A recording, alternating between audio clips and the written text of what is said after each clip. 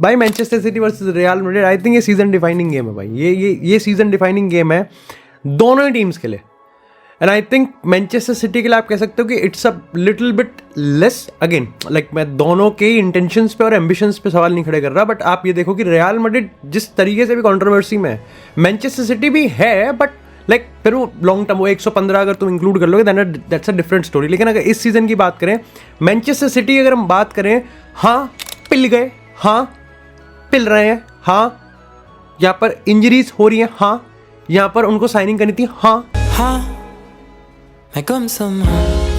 उन्होंने यहाँ पर 200 मिलियन खर्च कर दिए जनवरी ट्रांसफर विंडो में, तो उन्होंने यहाँ पर बैंडेज लिख दिया, हाँ कि वो यहाँ पर चैंपियन लीग प्लेऑफ में। रियल मैड्रिड की बात करें तो यहाँ पर प्लेयर इंजरी है, हाँ यहाँ पर साइनिंग करिए ना, यहाँ पर प्लेऑफ में, हाँ लेकिन एट द सेम टाइम वो यहाँ पर real Madrid TV that controversy, referee वाला हिसाब है, यूएफए से लड़ाई है, ला लीगा में लड़ाई है, बार्सिलोना एथलेटिको मैड्रिड बिल्कुल गर्दन पे चढ़े हुए हैं, और कोपा देल रे में भी यहाँ पर हमारा कोई बड़ा ही गेम होगा, या तो एल क्लासिको होगा या फिर मैड्रिड डर्बी होगा। इसके बाद हमारा चैंपियन लीग में अभी मैनचेस्टर सिटी मिल गई है, और ला लीगा में भी यहाँ पर जैसे हमने तुमको पता है गर्दन पे चढ़े हुए हैं, और लाइक इंजरीज खत्म होने का नाम नहीं ले रही। तो सीजन डिफाइनिंग गेम तो है भाई।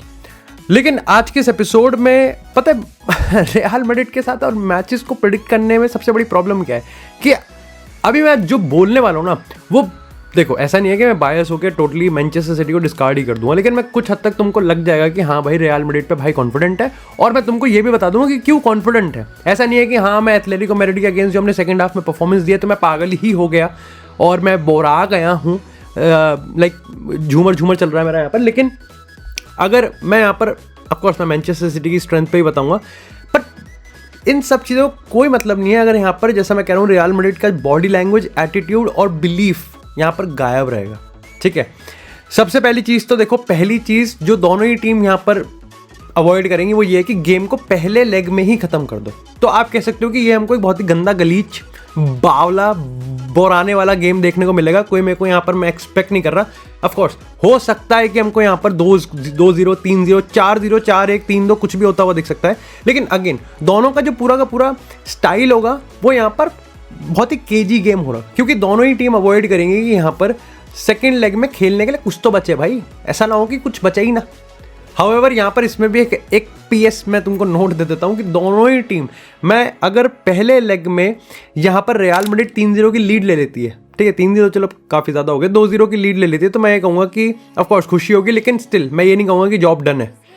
और सेम मैनचेस्टर सिटी में, क्योंकि दोनों का ही डिफेंस ऐसा है कि जब यहाँ पर इन्होंने अपने डिफेंस को लेके एक तरीके से थोड़ा सा रिलैक्स फील किया है, इन्होंने बॉटल किया है। चाहे हम रियल मैड्रिड की बात करें, और मैनचेस्टर सिटी तो बहुत ही कंसिस्टेंटली यहाँ पर करती हुई आई है, चाहे हम चैंपियंस लीग की बात करें या फिर हम प्रीमियर लीग की बात करें। लेकिन सबसे पहले बात करते हैं यहाँ पर क्यों मेरे को ऐसा लगता है कि रियल मैड्रिड तोड़ सकती है, यस फाड़ सकती है। मैं इतना डोमिनेंट वर्ड यहाँ पर यूज़ कर रहा हूँ, उसके पीछे मेरे कुछ पॉइंट है। देखो पहली चीज़ जो मैं इस चीज़ को बिल्कुल क्लियर कर देता हूँ कि क्या हमको real Madrid tactically out class करती हुई दिखेगी मैनचेस्टर सिटी को? नहीं, बिल्कुल नहीं। क्या मैं एक्सपेक्ट कर रहा हूँ? नहीं। क्या मैं चाहता हूँ? नहीं। उसका एक टाइम होता है, उसके लिए टाइम चाहिए होता है, उसके लिए एक सिस्टम चाहिए होता है, और कार्लो एंसेलोटी का जो सिस्टम है, ऑफकोर्स वो सिस्टम है भाई, वो है, ऐसा थोड़ी है कि वो कारपेंटर आदमी है भाई, वो कोच ही है। कार्लो एंसेलोटी बहुत ज़्यादा बिलीव करता है कि अगर टीम की मेंटालिटी, लाइक रियल मैड्रिड की जो मेंटालिटी है ना, अगर वो क्लिक कर गई तो वो they have that game changers. उसमें बेलिंगम, एम्बापे, विनीसियस, रोड्रिगो सब भरे हुए हैं। इवन अगर हम बेंच की बात करें, मॉड्रिच आ जाएगा, कामाविंगा की बात करें, गेम पलटने वाले बहुत हैं। Manchester City on the other hand they are like total control, ball देंगे ही नहीं, अपनी बॉल ले आओ, उससे खेल लो, हम नहीं देंगे बॉल। तो यहाँ पर जो पूरी फिलॉसफी बहुत डिफरेंट है। तो पहला तो यही है कि रियल मैड्रिड यहाँ पर पूरी तरीके से लाइक टैक्टिकली आउटक्लास्ड होने ही आई है। दे विल बी लाइक ठीक है रख लो ball, they will be like they will give false hope to Manchester City कि वो यहाँ पर 70% पोजीशन या फिर 60-65% पोजीशन के साथ वो हमको पेल रहे हैं, लेकिन हम नहीं। यहाँ पर मेरे को लगता है कि रियल मैड्रिड पर्टिकुलरली बहुत ही बहुत कॉम्पैक्ट रहेंगे, वो गलीज गेम खेलने की कोशिश करेंगे, लेकिन वो जो चीज़ करेंगे वो ये है कि वो मैनचेस्टर सिटी को एक फॉल्स होप देंगे कि दे आर हैविंग पोजीशन, लेकिन वो वेट करेंगे वो पोजीशन लूज का, जहां पर मैनचेस्टर सिटी सबसे ज़्यादा वल्नरेबल है। तो मेरे काफ़ी सारे लोग काउंटर करोगे कि निको, जिसको हम मैनचेस्टर सिटी वाले सेक्शन में बात करेंगे। दूसरा point, Rodrigo, Vinicius, Mbappe and Bellingham, चारों बंदे अपने अपने एंड से क्लिक कर रहे हैं। ना ही इस स्टार्टिंग लाइनअप पे रॉड्रिगो बोझ है, ना ही विनीसियस बोझ है, ना ही एम्बापे बोझ है, और ना ही बेलिंगम बोझ है। बहुत एल क्लासिको की बात करते हैं, यहाँ पर रहता है कि भाई चारों में से किसी एक को ड्रॉप कर देते हैं, 3 को खिलाते हैं, 4-4-2 खेल लेंगे। लेकिन यहाँ पर अगर रॉड्रिगो की बात करें तो 6-7 गोल मारे जा रहे हैं। एम्बापे की बात करें तो वो यहाँ पर पेल रहा है, हमारा तो जनवरी प्लेयर ऑफ द मंथ भी था। विनीसियस की बात करें, Vinicius on his day can take anyone, अब तो काइल वॉकर भी नहीं है बचाने के लिए। तो यहाँ पर ये तो चीज़ कंफर्म है। अब तुम कहोगे कि यार अगर हम विनीसियस पे ही बहुत ज़्यादा रिलाय करेंगे और विनीसियस ही पेलता हुआ आ रहा है, तो क्यों हम अपना एक बंदा मिडफील्ड में कम करें? हम रॉड्रिगो हटा सकते हैं, he could be a super सब। लेकिन तुम इस चीज़ को सोचो, ये मैं तुमको एक स्पॉइलर देता हूँ मैनचेस्टर सिटी वाले सेक्शन से निकाल के, कि ग्वार्डियोल कितना ऊपर चढ़ेगा। और ग्वार्डियोल बहुत कंसिस्टेंट लेवल पे मैनचेस्टर सिटी को गोल्स दे रहा है, बल्कि यहाँ पर वो आउटलेट भी बन रहा है। ऐसे में यहाँ पर रॉड्रिगो वहाँ रहेगा तो ना ही सिर्फ वो पूरे स्पेस को एक्सप्लॉइट करेगा, बल्कि यहाँ पर डायनामिज्म भी आएगा कि मैनचेस्टर सिटी और खुलेगी। एम्बापे बीच में से स्पेस जितना खुलते रहेंगे उन पे डायनामिज्म होगा कि यहाँ पर विनीसियस को कवर करे, एम्बापे को कवर करे, रॉड्रिगो को कवर करे, और इन सब में यहाँ पर पूरा चौड़ जाएगा, टांगे खुल जाएंगी। Which brings me third point, जो है आपको करना ही पड़ेगा, आपको बेलिंगम को डीप खिलाना पड़ेगा। अब देखो यहाँ पर मैं अभी एथलेटिक की रिपोर्ट पढ़ रहा था और काफ़ी सही उन्होंने इस चीज़ को पोर्ट्रे करा एक मैप से, कि यहाँ पर बेलिंगम की अगर हम बात करें तो फर्स्ट हाफ में उसने पेनल्टी में एक भी एंट्री नहीं ली थी, एंड शॉट तो बहुत दूर की बात है। लेकिन अगर हम यहाँ पर सेकंड हाफ की बात करें तो ना ही सिर्फ उसने एंट्री ली थी, 2 हेडर, और यहाँ पर उसका ही शॉट था जिसको बाद में रिबाउंड पे एम्बापे ने गोल स्कोर किया था। लेकिन क्या मैं मान के चल रहा हूँ कि बेलिंगम को आज एक बॉक्स क्रैशिंग का रोल नहीं, बेलिंगम का सबसे बेहतरीन इस्तेमाल होगा डीप रोल में। तो मेरे को वहाँ पर अगेन जिस पे हम टीम न्यूज़ पे बात करेंगे, मिडफील्ड में आई वांट बेलिंगम ट्रांजिशन में हेल्प करने वाला, क्योंकि बेलिंगम, सबायोस, कामाविंगा, इवन मॉडरेट, ये सारे ऐसे प्लेयर्स हैं जो कि प्रेस रेजिस्टेंट है, बचा सकते हैं प्रेस से, और अभी के तौर पे तो मैं कह सकता हूँ कि यहाँ पर टो टू टू जा सकते हैं फिजिकल लेवल पे। लेकिन मैं ये मान के चल रहा हूँ कि आई थिंक इन सब में से बेलिंगम वो प्लेयर है जो कि वो परफेक्ट पास निकालेगा विनीसियस, एम्बापे और यहाँ पर रॉड्रिगो को। और आई थिंक क्या बॉक्स क्रैश करेगा, क्या वो पेनल्टी बॉक्स में घुसेगा, ये डिपेंड करता है कि बेलिंगम कितना तैयार है। ठीक है, मैं नहीं चाहता कि यहाँ पर वो उसको कार्लो एंसेलोटी कहे कि तू भाई बॉक्स में भी घुस और तू यहाँ पर पीछे डिफेंड करने भी आ। ये दिहाड़ी नहीं चलेगी, नहीं, ये लेबर नहीं करनी। आज आपको एक ही तरीके से खेल सकते हो, आप खुल नहीं सकते प्रॉपर तरीके से कि बेलिंगम सारे काम भी कर रहा है और नहीं भी कर रहा। जो चौथी चीज़ है वो यहाँ पर ये है कि भाई आपको विनीसियस को बॉल डालनी पड़ेगी, बट आपको डालनी पड़ेगी, आपको रॉड्रिगो को भी डालनी पड़ेगी, वो विनीसियस को भी बॉल डालनी पड़ेगी। विनीसियस को आपको फीड करना पड़ेगा, एम्बापे को पर्टिकुलरली यहाँ पर बिल्कुल टो टू टू रहना पड़ेगा रूबन दियास के। ऑफ कोर्स रूबन दियास यहाँ पर हिसाब बन जाएगा हिसाब, एम्बापे निकाल सकता है। पिछले कुछ टाइम की अगर हम बात करें, इवन अगर हम एल क्लासिको की बात करें, आई थिंक पहले वाले को छोड़ के एम्बापे ने सारे बड़े गेम्स में गोल मारा है, और वो बहुत बड़ी चीज़ है। ऑफ कोर्स उसमें बॉटल भी किया है रियल मैड्रिड ने, लेकिन Mbappe scores on the big games, big occasion में वो स्कोर करता है। पांचवी चीज़ जो मेरे को लगता है यहाँ पर वो है भाई कोर्तोआ का बहुत स्ट्रॉन्ग गेम आना है, क्योंकि चाहे तुम राव एसेंसियो को सर्जियो रामोस कह लो, चाहे तुम यहाँ पर चुआमेनी के एक्सपीरियंस पे कितना ही बेट कर लो, आपको भाई यहाँ पर पूरी तरीके से कोर्तोआ पे विश्वास रखना पड़ेगा। क्योंकि मेरे को लगता है कि यहाँ पर हालैंड की बात करें, आई डोंट थिंक कि वो सारे बचा पाएंगे, पॉकेट कर देगा हालैंड। ये नहीं कह रहा कि हालैंड यहाँ पर गोल ही मार देगा, हैट्रिक वैट्रिक मार देगा, लेकिन नहीं, मैं असेंसियो पॉकेटिंग हालैंड से ज़्यादा हालैंड पॉकेटिंग असेंसियो में ज़्यादा बिलीव रखूँगा। और चुआमेनी में मैं कह सकता हूँ कि he has that physicality build, उस पर वो बिल्ड है कि वो खड़ा रह सकता है, लेकिन उसकी पोजिशनल अवेयरेंस वो मेरे को एथलेटिको मैड्रिड के अगेंस्ट भी बहुत कच्ची लगी थी, और यही सेम मैं राव असेंसियो के अगेंस्ट भी कह सकता हूँ। अच्छी बात यह है कि Valverde would be at right back, तो वहाँ पर बहुत एथलेटिज्म मिलेगा।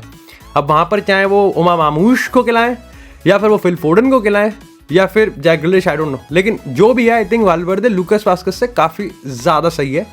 बट ये है कि लूकास वास्केस का लॉस तो एक बहुत बड़ा ही है।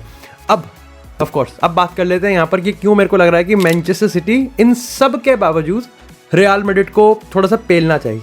अब तुम सोचोगे कि जब रियल मैड्रिड का पता ही है कि वो यहाँ पर काफ़ी ज़्यादा मिड टू लो ब्लॉक में बैठेंगे और मैनचेस्टर जो काउंटर पर रखेंगे, तो क्यों ना यहाँ पर मैनचेस्टर सिटी भी इतना हाई लाइन ना खेले, थोड़ा सा कंट्रोल दे, थोड़ा सा वो भी लो ब्लॉक में बैठे, लेकिन बैठेंगे। लेकिन I think majority of the philosophy जो मैनचेस्टर सिटी की रहेगी वो टोटल कंट्रोल की ही रहेगी। मैनचेस्टर सिटी पेप गार्डियोला जो अपना गेम प्लान रखता है उससे बिल्कुल भी चेंज नहीं करेगा।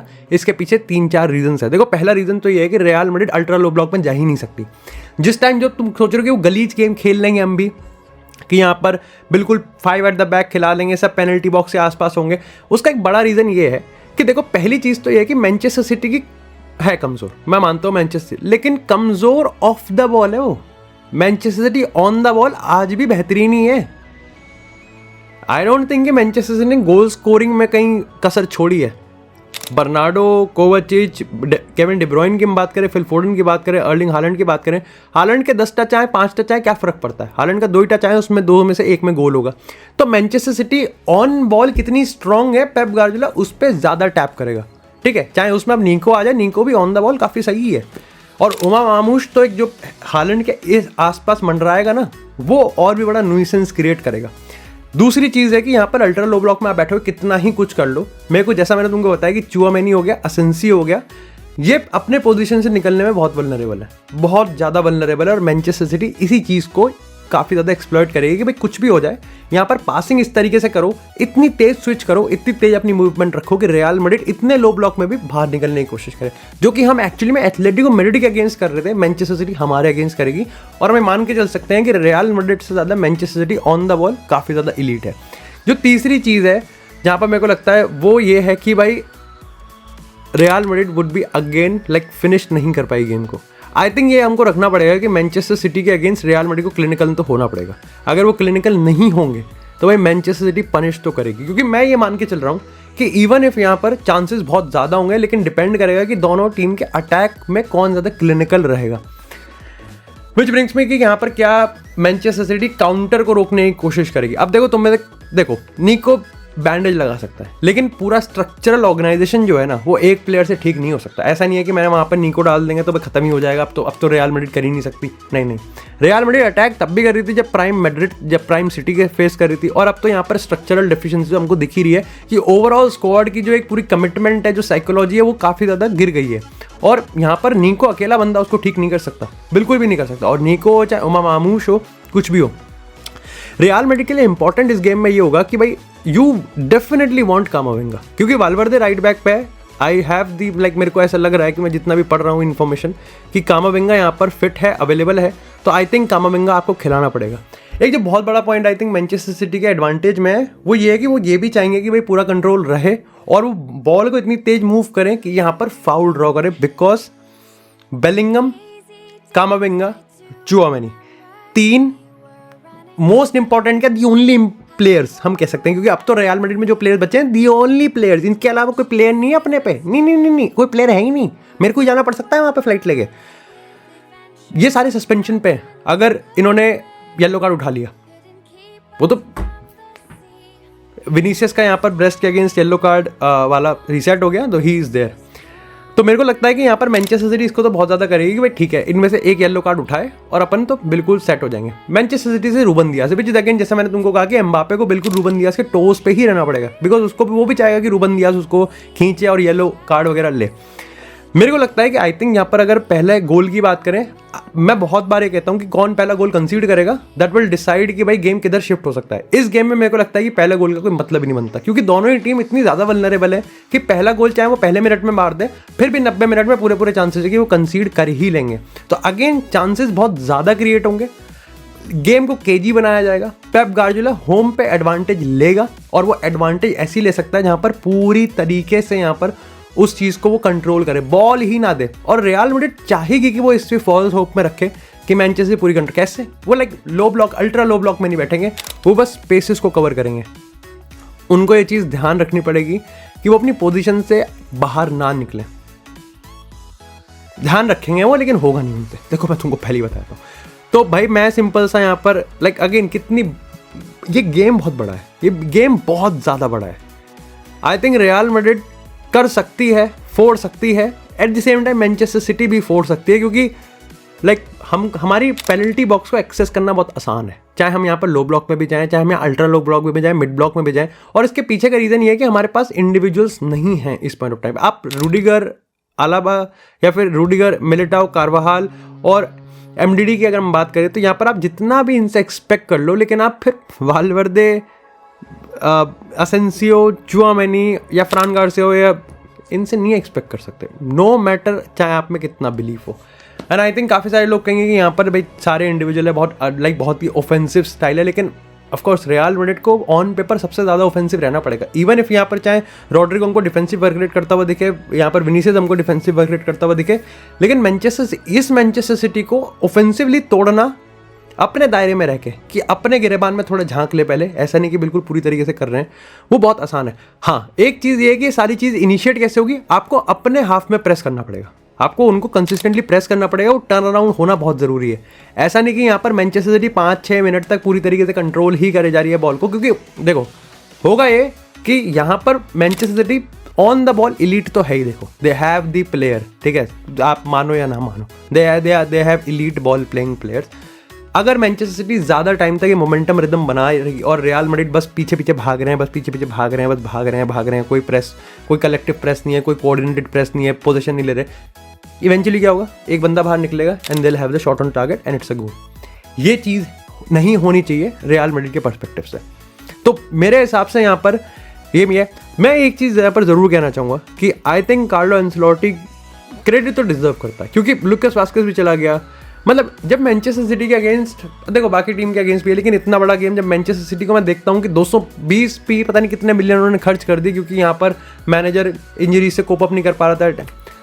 हम शायद से मैनचेस्टर सिटी से ज़्यादा गए गुजरे हैं इस पॉइंट ऑफ टाइम पे, ठीक है। ऐसा नहीं है कि मैनचेस्टर सिटी का एक प्लेयर चला गया तो उनका पूरा स्ट्रक्चर ढह गया, और हमारे यहाँ पर इतने सारे प्लेयर चले गए तो हमारे स्ट्रक्चर को कुछ नहीं हुआ।